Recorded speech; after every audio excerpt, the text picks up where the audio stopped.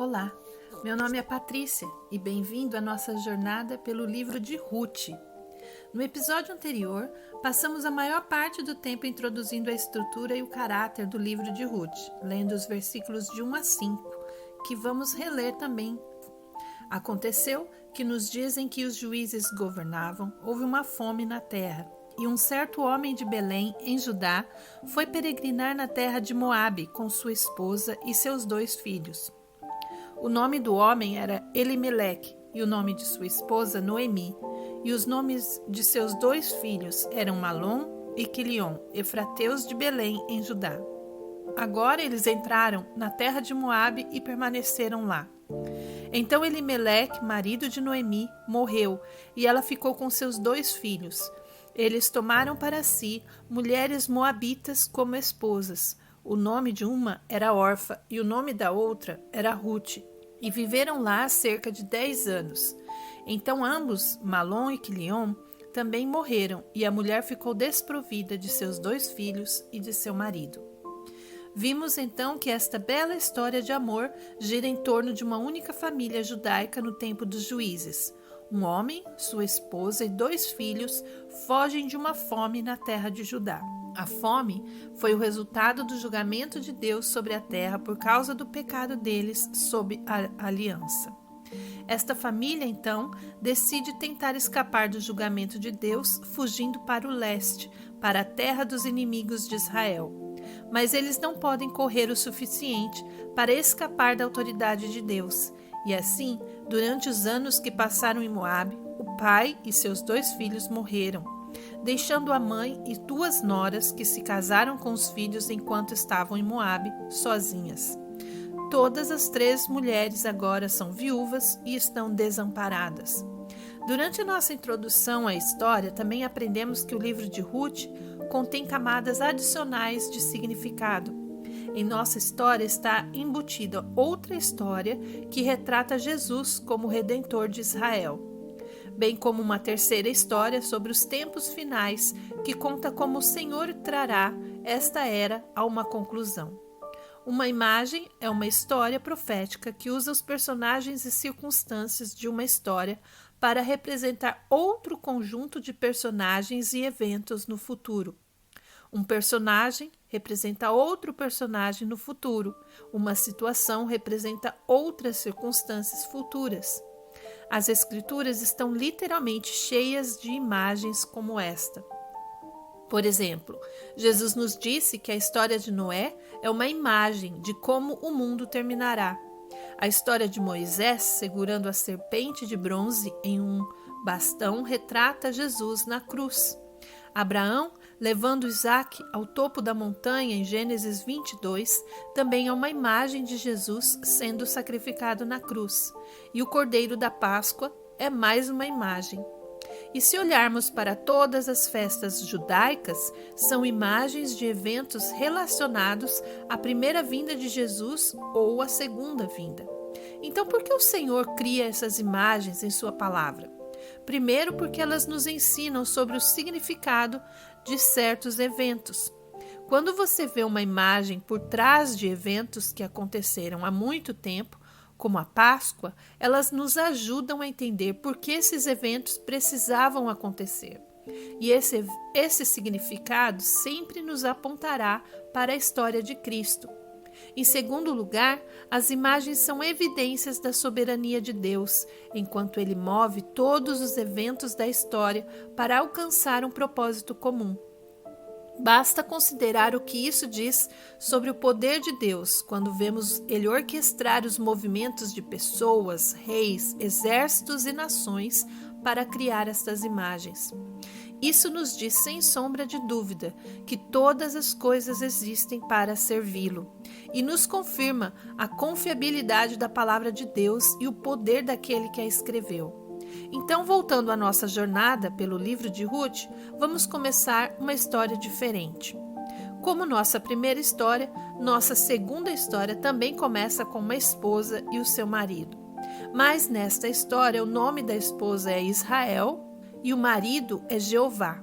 Mas este marido não é um homem comum.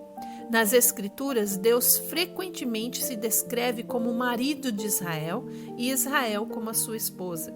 Em Isaías, capítulo 54, versículos de 4 a 8, nós lemos: Não temas, pois você não será envergonhada, e não se sinta humilhada, pois você não será desonrada.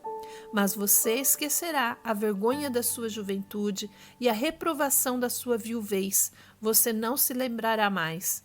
Pois o seu marido é o seu Criador, cujo nome é o Senhor dos Exércitos, e o seu Redentor é o Santo de Israel, que é chamado o Deus de toda a terra. Pois o Senhor a chamou como uma esposa abandonada e aflita de espírito, mesmo como uma esposa da juventude, quando é rejeitada, diz o seu Deus. Por um breve momento eu a abandonei, mas com grande compaixão eu a reunirei. Em um momento de ira eu escondi o meu rosto de você por um momento, mas com bondade eterna terei compaixão de você, diz o Senhor, o seu Redentor. Como vemos nesta passagem, o Senhor compara Israel à sua esposa e se chama de o seu marido. Mas curiosamente o Senhor diz que Israel é como uma esposa que rejeitou o seu marido. Ele está se referindo à maneira como Israel rejeitou o Senhor ao abandonar a aliança, abandonar a lei e adorar a ídolos e a outros deuses. Este era o padrão no tempo dos juízes, o tempo de Ruth. Ainda mais interessante, o Senhor fala sobre um tempo na história de Israel, quando o Senhor disciplinou Israel, tornando-a uma viúva. O Senhor abandonou Israel por causa do seu pecado contra seu marido e fez Israel como uma esposa abandonada e aflita de espírito. Esta é uma das maneiras clássicas pelas quais a Bíblia descreve o povo de Israel sendo desobediente. O Senhor colocou Israel fora da sua terra. Então Israel se encontra lamentando, sozinha e sem a bênção do Senhor. Então em Ruth, a segunda história, é que o Senhor faz com a sua esposa desobediente como resultado do seu pecado contra ele. Anteriormente, aprendemos que Deus prometeu trazer seca ao povo de Israel se eles pecassem sob a antiga aliança. Mas há mais no julgamento de Deus do que apenas a fome. Levíticos, capítulo 26, versículos de 14 a 16, nos diz: Mas se vocês não me obedecerem e não cumprirem todos esses mandamentos, se em vez disso rejeitarem os meus estatutos, e se a sua alma abominar os meus juízos, de modo a não cumprirem todos os meus mandamentos, e assim quebrarem a minha aliança, eu, por minha vez, farei isto a vocês. Designarei sobre vocês um terror repentino, consumo e febre que farão os olhos desfalecerem e a alma definhar. Também semearão a sua semente inutilmente, pois os seus inimigos a comerão. No versículo 19 diz: Também quebrarei o orgulho do seu poder, farei o seu céu como ferro e a sua terra como bronze. No versículo 22 nós lemos: Soltarei entre vocês as feras do campo, que os privarão de seus filhos e destruirão o seu gado, e reduzirão o seu número, de modo que as suas estradas fiquem desertas. E os versículos 38 e 39. Mas vocês perecerão entre as nações, e a terra dos seus inimigos os consumirá.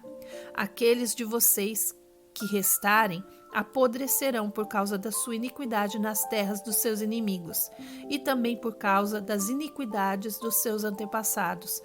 Apodrecerão com eles. O Senhor disse a Israel que se eles não cumprissem todos os seus mandamentos, traria uma série de maldições devastadoras sobre o seu povo. Especificamente, o Senhor diz que os enfraquecerá de várias maneiras. Ele diz que os consumirá, fazendo-os definhar, trazendo doenças debilitantes, drenando suas vidas. Faria o céu deles como ferro e a terra como bronze, o que é uma referência à seca. Ele os privaria de seus filhos, tornando-os menos numerosos, e eles pereceriam entre as nações gentias, apodrecendo na terra dos seus inimigos. Consegue reconhecer esse padrão? Vamos pensar por um pouco nos nomes dos personagens no livro de Ruth. Temos Elimeleque, o marido, que significa meu Deus é rei. temos Noemi, a esposa, cujo nome significa adorável. Seus filhos, o nome Malom significa doente, fraco ou aflito. E o nome Quilion significa definhamento, destruição, consumo, falência. Seus nomes prenunciam suas vidas em Moabe. As circunstâncias desta família se assemelham muito às promessas faladas a respeito de Israel. Assim como no livro de Levítico lemos o que foi prometido, os filhos de Israel, ou seja, esses filhos de Elimeleque, estão definhando durante o seu exílio. Eles seriam reduzidos em número enquanto vivessem na terra dos seus inimigos. E aprendemos que os eventos de Ruth também estão contando a história de como Deus lidará com sua esposa desobediente, Israel. O exílio e a morte de Elimeleque e seus filhos retratam o eventual exílio e definhamento de gerações de Israel no futuro. Na história de Ruth, o Senhor está explicando que esses eventos eram necessários como resultado da desobediência da sua esposa ao seu marido. Agora, uma coisa é fazer uma conexão simples entre um personagem judeu na história de Ruth e o povo judeu como um todo. Outra coisa completamente diferente é sugerir que até mesmo o menor detalhe das suas vidas pode ter um significado profético importante. E este é exatamente o caso. As conexões proféticas no livro de Ruth vão muito além do significado dos nomes ou da identidade de um personagem. Por exemplo, quero chamar sua atenção para uma pequena palavra no final do versículo 4. A palavra em hebraico é que significa cerca de.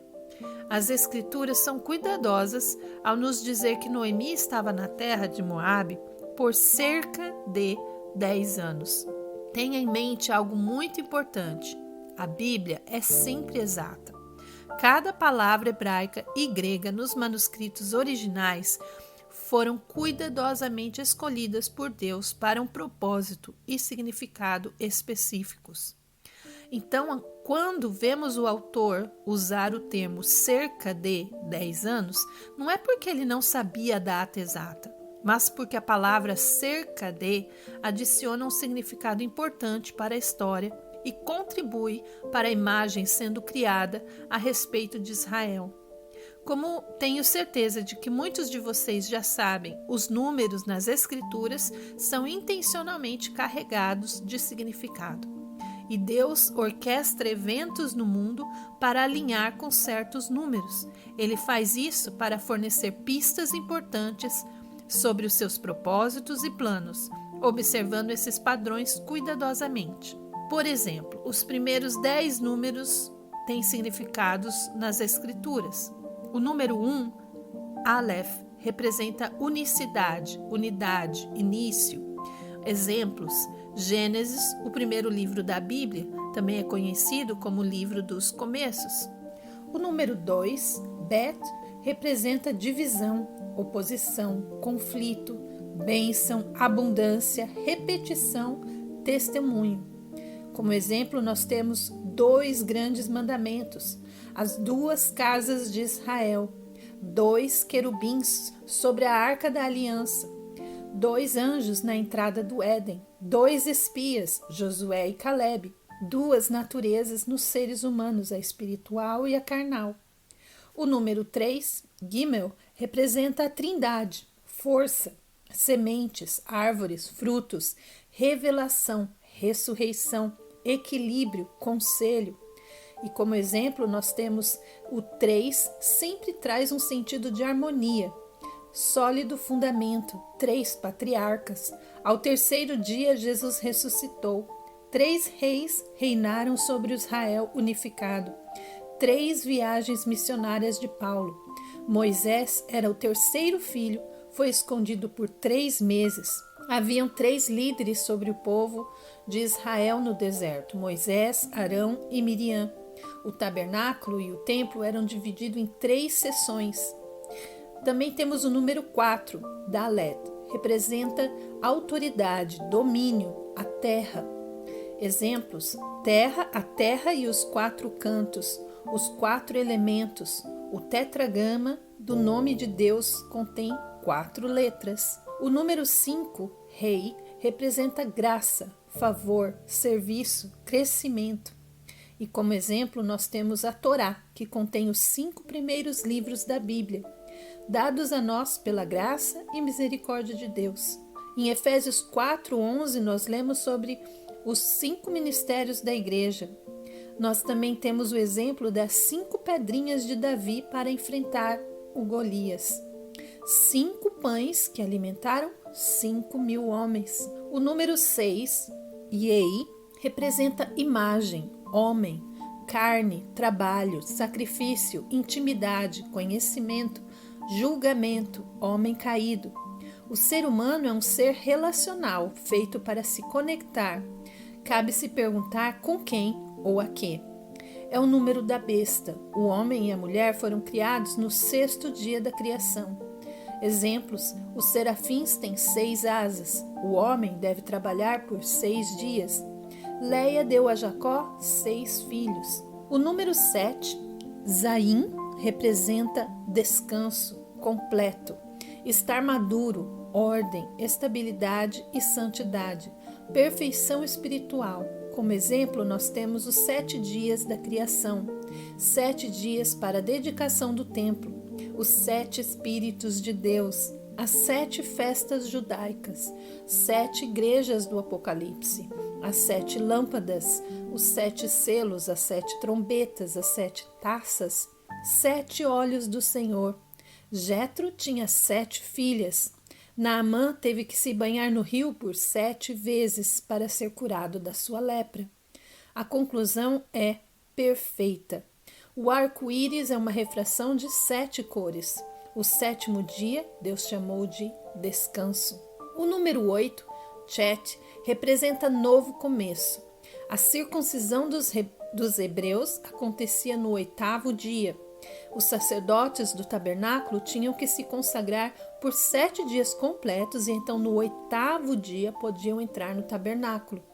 Jesus se apresentou no templo na festa dos tabernáculos no 8º dia. 9.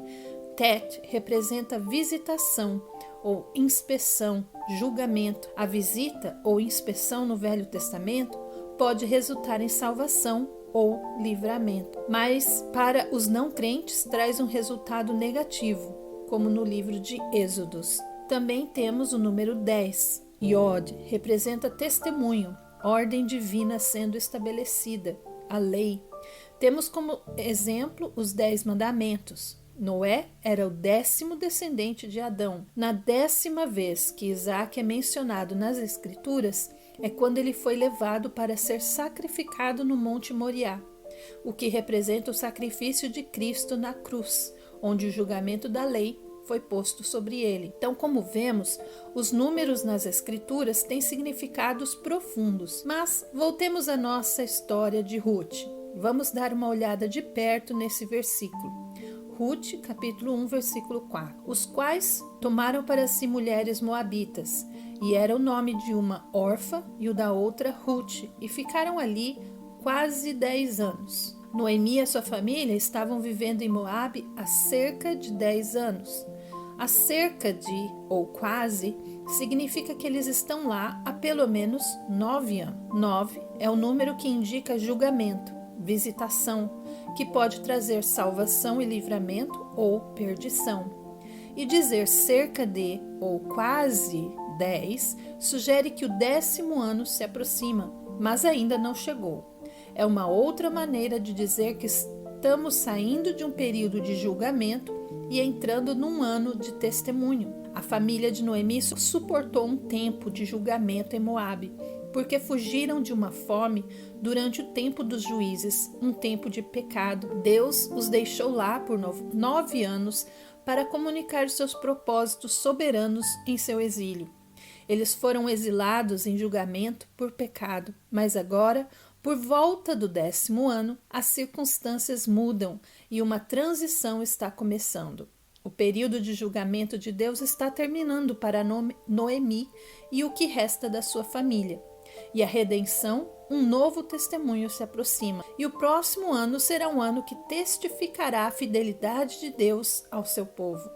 Também retrata um ano de testemunho em nossa segunda história sobre o marido Jeová e sua esposa Israel. Assim como o período de julgamento de Noemi gradualmente transita para um novo tempo de testemunho, assim também o tempo de exílio de Israel eventualmente dará lugar a um tempo de testemunho. Para entender essa transição, precisamos entender um pouco de como Israel se torna uma esposa abandonada por seu marido, o Senhor. E como mencionei anteriormente, o Senhor diz a Israel que a desobediência à sua aliança resultaria na nação sendo espalhada entre as nações do mundo. O Senhor prometeu isso mais especificamente em Deuteronômio, capítulo 28, versículos 62 a 65. Então vocês serão deixados poucos em número, enquanto eram tão numerosos quanto as estrelas do céu, porque não obedeceram ao Senhor seu Deus.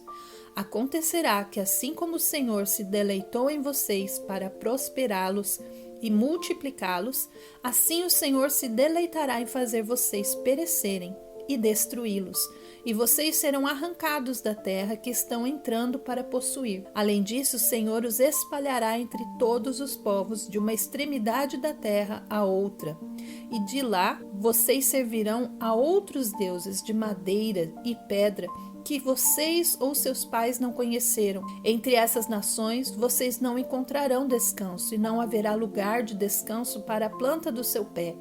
Mas lá o Senhor dará a vocês um coração trêmulo, olhos desfalecidos e alma desesperada. Assim a sua vida estará em dúvida diante de vocês, e vocês estarão em pavor noite e dia, e não terão certeza das suas vidas. Essa dispersão prometida eventualmente ocorreu em várias etapas. Muitas das tribos foram dispersas quando os assírios as capturaram e as tiraram de sua terra. Mais tarde, o restante das tribos foi disperso pela invasão babilônica em 605 a.C., que iniciou um período chamado de Era dos Gentios. Nenhum desses eventos, no entanto, realizou a dispersão completa de Israel. A dispersão total e final de Israel ocorreu após Israel rejeitar o seu Messias. Então, em 70 depois de Cristo, a nação foi colocada fora de sua terra de forma dramática quando Roma conquistou a cidade. Jesus avisou os judeus cristãos para escaparem antes que esse julgamento caísse sobre a cidade. Em Lucas, capítulo 21, versículos 20 a 24. Mas quando virem Jerusalém cercada por exércitos, então reconheçam que a sua desolação está próxima. Então os que estiverem na Judéia fujam para os montes, e os que estiverem no meio da cidade saiam, e os que estiverem no campo não entrem na cidade, porque estes são dias de vingança, para que se cumpram todas as coisas que estão escritas. Ai das que estiverem grávidas e das que amamentarem naqueles dias, porque haverá grande angústia na terra e ira contra este povo, e cairão ao fio da espada e serão levados cativos para todas as nações.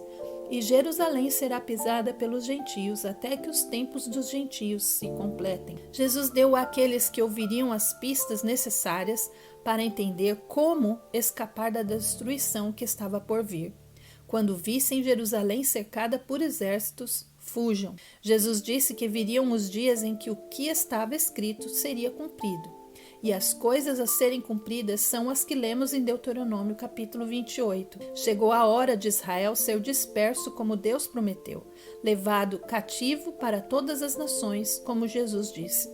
E uma vez dispersos, o restante das maldições seguiria, o definhamento, a redução em número, e durante esse tempo de exílio, Jerusalém seria dominada pelos gentios. Essa dispersão continuará até que os tempos dos gentios se completem. O ataque a Jerusalém, em 70 depois de Cristo, iniciou um período de julgamento sobre Israel, de acordo com as promessas de Deus à sua esposa infiel. E assim como Noemi na história de Ruth, Israel tem vagado na terra dos seus inimigos desde então. Mas, assim também como Noemi, o tempo de Israel vagando em julgamento deve eventualmente transitar para um período de reunião em preparação para um novo testemunho. Deus também falou profeticamente não apenas sobre um período de julgamento, mas também sobre um período de reunião, de reajuntamento. Em Ezequiel, capítulo 20, versículos 33 a 38, nos diz: Tão certo como eu vivo, declara o Senhor Deus, com mão forte e braço estendido e com a ira derramada, serei rei sobre vocês. Eu os tirarei dos povos e os reunirei das terras onde estão dispersos, com mão forte e braço estendido e com ira derramada. Os levarei ao deserto dos povos e lá entrarei em julgamento com vocês face a face. Assim como entrei em julgamento com seus pais no deserto da terra do Egito, assim entrarei em julgamento com vocês, declara o Senhor Deus. Eu os farei passar sob a vara e os trarei ao vínculo da aliança. E purgarei de vocês os rebeldes e os que transgridem contra mim. Eu os tirarei da terra onde peregrinam, mas não entrarão na terra de Israel. Assim, vocês saberão que eu sou o Senhor. Aqui o Senhor declarou que o tempo passado vagando fora da terra era um tempo de julgamento, um tempo em que Israel estava passando sob a vara. E nesse tempo, Deus refinaria o povo dos rebeldes, aqueles que tinham corações para desobedecer e rejeitar a Ele. Esses rebeldes não entrarão na terra de Israel, e aqui Deus está falando sobre o reino vindouro. Aqueles que têm corações para rejeitar o Senhor não serão permitidos a entrar no reino, mas o Senhor trará alguns em Israel a justiça por causa do seu nome. E lemos em Ezequiel capítulo 36, versículos 17 a 24. Filho do homem, quando a casa de Israel estava vivendo em sua própria terra, eles a profanaram com seus caminhos e suas ações. Seu caminho diante de mim era como a impureza de uma mulher em sua impureza. Portanto, derramei minha ira sobre eles pelo sangue que derramaram na terra, porque a profanaram com seus ídolos. Também os dispersei entre as nações e foram espalhados pelas terras. De acordo com seus caminhos e suas ações, eu os julguei. Quando chegaram às nações para onde foram, profanaram meu santo nome, porque se dizia deles: esses são o povo do Senhor. No entanto, saíram da sua terra. Mas eu tive preocupação com meu santo nome, que a casa de Israel profanou entre as nações para onde foram. Portanto, diga à casa de Israel: assim diz o Senhor Deus, não é por causa de vocês, ó casa de Israel, que estou prestes a agir, mas por causa do meu santo nome que vocês profanaram entre as nações para onde foram. Eu vindicarei a santidade do meu grande nome, que foi profanado entre as nações, que vocês profanaram no meio delas. Então as nações saberão que eu sou o Senhor, declara o Senhor Deus, quando eu me provar santo entre vocês à vista delas. Pois eu os tirarei das nações, os reunirei de todas as terras e os trarei para a sua própria terra. Se o Senhor esperasse que alguém em Israel tivesse um coração para segui-lo, ele esperaria por muito tempo. Então, ele declarou que ele alcançaria e restauraria Israel desobediente por causa do seu próprio nome. E o Senhor prometeu trazer Israel para o seu reino. E ele cumprirá essa promessa porque a sua fidelidade está em jogo. E ele é sempre fiel às suas promessas. Portanto, o povo seria colocado fora da sua terra, como punição justa por seus pecados de idolatria sob a lei. E aqui entendemos o desejo do Senhor de dispersar o seu povo. Coisas terríveis aconteceram no tempo dos juízes e continuaram acontecendo, mas o nosso Senhor é misericordioso e amoroso. Então ele trará um remanescente de Israel de volta à sua terra. E nessa reunião, o Senhor se preparará para trazer sua esposa de volta à obediência. Ele a trará para um período de testemunho e redenção. Novamente, ele faz essas coisas por causa do seu próprio nome, não porque Israel tenha feito algo para merecê-lo. É para onde nossa segunda história segue. Israel tem estado em exílio nos últimos 2 milênios. Mas, menos de 100 anos atrás, a nação começou a se reunir em sua terra. Essa reunião é nosso sinal para saber que Israel está se movendo de um tempo de julgamento para um tempo de testemunho. Essa promessa de Ezequiel 36 está sendo cumprida em nossos dias. Falando na linguagem dos números da Bíblia, tem sido cerca de 10 anos para Israel. O povo de Israel, disperso entre as nações, viu muito desespero, miséria, durante seus anos de vagar sob julgamento. E no próximo episódio, retornaremos à história de Noemi e suas noras. E à medida que vemos para onde os eventos as levam, continuaremos a examinar como essa história reflete a história de Jeová e Israel. Um grande abraço. Até o próximo.